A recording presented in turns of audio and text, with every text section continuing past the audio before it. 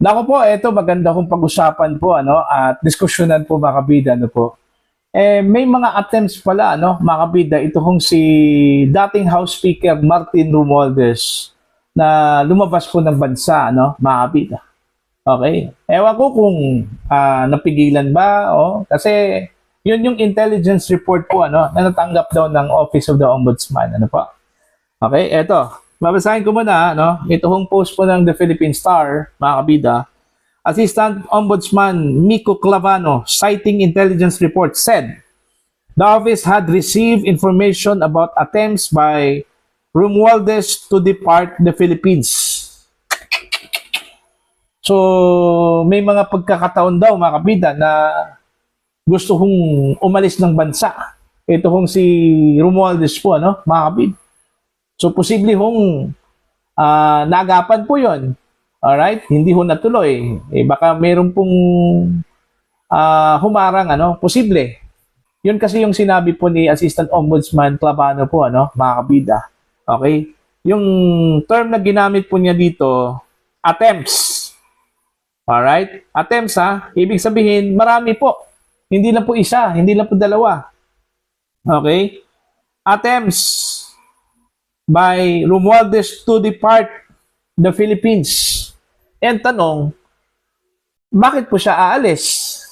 Alam naman po niya, meron po siyang travel ban po, mga kabida, na inimpose po ang Sandigan Bayan po, sa pamamagitan po ng Hold Departure Order, mga kabida.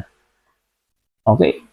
Bakit po siya aalis? Kung totoo man po yung sinabi po ni Clavano po, mga kabida, na meron daw intelligence report na gusto kong umalis po ng bansa. Ito kong si dating House Speaker Martin Romualdez po, mga kabida. May mga attempts. So, possible, napigilan po, mga kabida, kasi, yun nga wala naman pong balita na lumabas na nakaalis na po ng bansa. Ito kong si Romualdez po, So, posibleng napigilan. Alright? Kung meron man pong attempts, mga kabida, hindi lang po isa. Possible, dalawa o tatlo. Okay? Hindi natin alam kung ilang beses ba talaga, mga kabida. Kasi, yun nga attempts ang ginamit na term Ibig sabihin, maraming beses, okay, na nag-attempt ito kung si Romualdez na umalis po ng bansa, Hindi natin alam kung sa pamamagitan po ng airport o backdoor, mga kabida, hindi natin alam yon. Okay? Ang nakakalam na po, mga kabida, yung intel reports na natanggap po ng Office of the Ombudsman, mga kabida.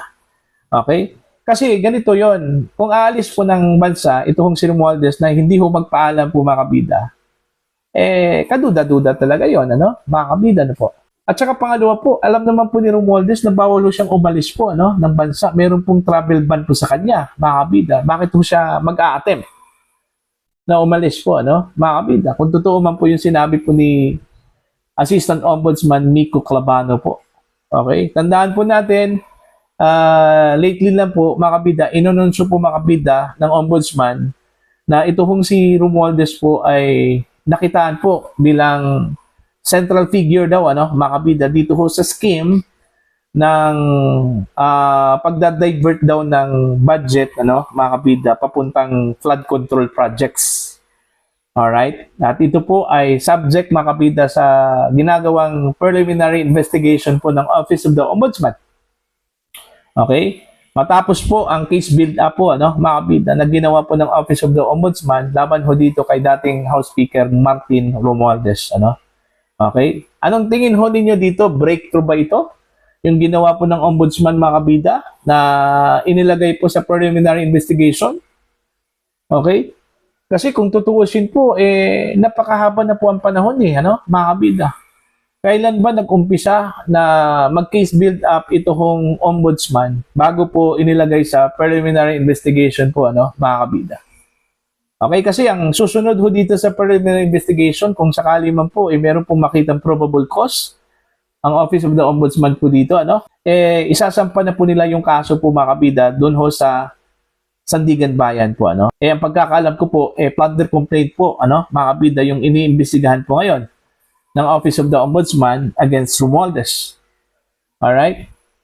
Kung tutuusin, mas nauna pa po itong kay Marcoleta, mga kabida, kaysa dito ho kay Romualdez Alright?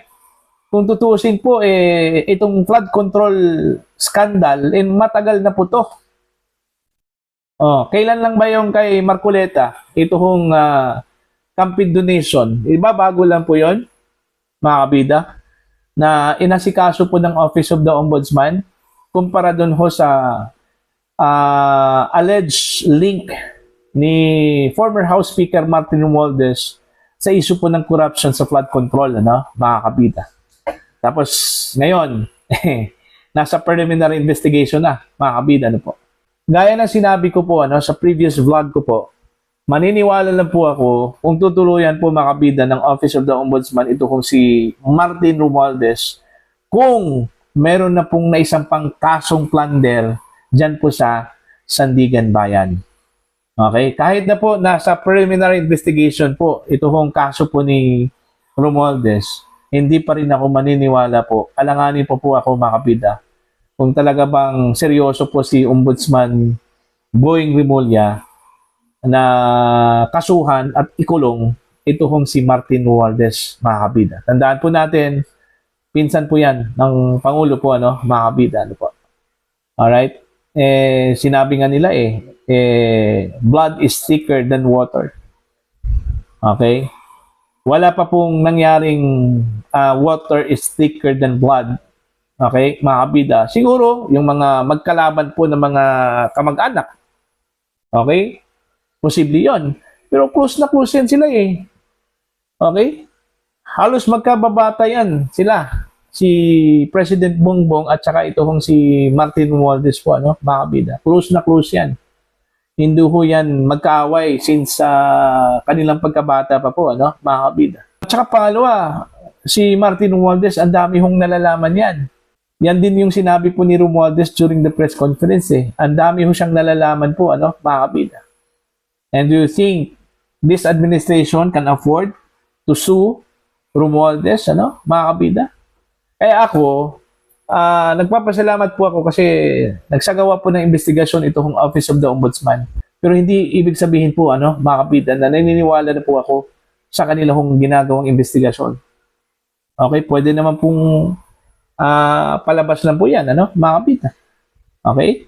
Maniniwala lang po ako kung meron na talagang naisampang kaso against Romualdez sa Sandigan Bayan. Pero kung wala pa, ano, mga kabida, investigasyon pa lang, alright, hindi po ako kumbinsido dyan, mga kabida, na po. Okay? Yun yung aking posisyon at opinion po, ano, mga kabida. Bakit ito yung aking posisyon po, ano, mga kabida? Dahil kung titingnan nyo, ano, mga kabida, iniisa po, wala pa pong kalyado po ng administrasyon po, ano, na iniimbestigahan, kinasuhan, at nakulong, ano, mga kabida.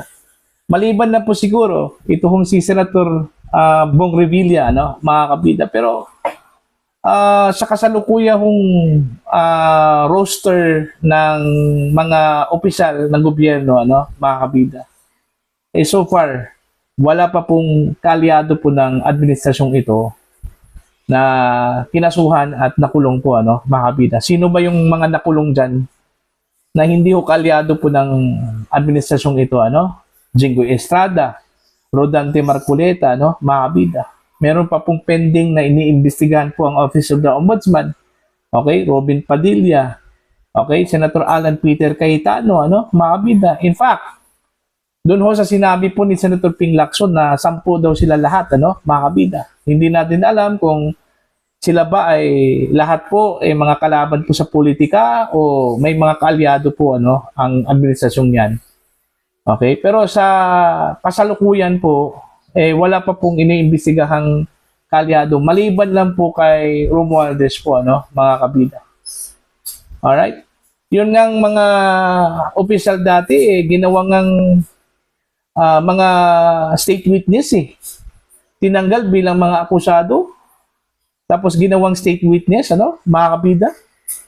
Kaya nga ako, hindi ako kumbinsido ito hong ginawa nilang investigation against Romualdez, ano, mga kabida, hanggat wala hong kasong naisampa po, mga kabida, sa Sandigan Bayan. Okay? Hindi po ako kumbinsido kung seryoso ba ito hong administrasyong ito na kasuhan po ang mga gumawa po ng pagnanakaw sa kaban po ng bayan po mga kabida. Okay? Maniniwala lang po ako na seryoso po si Ombudsman Boying Rimulya kung may sampa na po yung kasong plunder against Martin Romualdez sa Sandigan Bayan. Okay? Kahit na po nasa preliminary investigation pa itong kaso po niya kasi sabi po nila breakthrough daw ito kasi nung una case build up daw to makabida yung ginawa po ng ombudsman. Ngayon may reklamo na talaga na iniimbestigahan po nila ngayon and then titingnan po ng ombudsman kung meron bang probable cause. Okay? Yun yung crucial po, makabida. Okay? Yung bahagi na yan. Kung meron bang probable cause o wala. Okay? Kung merong probable cause, mas maganda po, makabida. Kasi sigurado po tayo na kasunod dyan, isasampa yung kaso sa Sandigan Bayan, Pero kung wala, halimbawa po, pagdating ho ng panahon, makabida, maglabas po ng resolution ng ombudsman na wala ho silang nakitang probable cause na maglilink ho kay Martin Romualdez sa issue po ng corruption sa flood control projects po, makabida. Wala na talagang pag-asa po, makakabida. Diba? Alright? Para po sa inyong opinion at pananaw po, please comment down. Sa mga hindi pa po subscribe po sa akin channel, please subscribe, just click the subscribe button, click the notification bell, click all para updated po kayong makabida sa aking mga posts. Maraming salamat po sa inyo lahat.